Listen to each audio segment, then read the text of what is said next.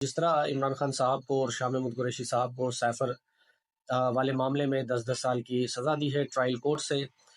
اس کے اندر اتنے جج صاحب جو وکیل ہیں، سینئر وکیل ہیں، کورٹ رپورٹر ہیں، وہ بتاتے ہیں کہ اس میں بہت سارے لکوناز ہیں۔ جب یہ اسلام آباد ہائی کورٹ یا اعلیٰ عدلیہ یعنی سپریم کورٹ میں جائے گا تو یہ اسٹینڈ نہیں کر پائے گا، اور زیادہ سے زیادہ یہ 1 مہینے کے اندر یہ سزائیں سسپینڈ ہو سکتی ہیں۔ یہ کالعدم ہو جائے گا یہ فیصلہ بھی، کیونکہ بہت ہی اسپیڈی ٹرائل کیا گیا ہے۔ رات کو دیر دیر تک جو ہے سماعتیں چلتی رہی ہیں، اور یہاں تک کہ عمران خان صاحب نے تو اپنا 342 کا بیان جمع کرا دیا تھا، لیکن شاہ محمود قریشی صاحب کا بیان بھی جمع نہیں ہوا، اور جج حسنات صاحب نے کہا کہ میں آپ دونوں کو 10 سال سزا سنا رہا ہوں۔ اس کے بعد جج صاحب اتنی اسپیڈ میں بھاگے وہاں سے۔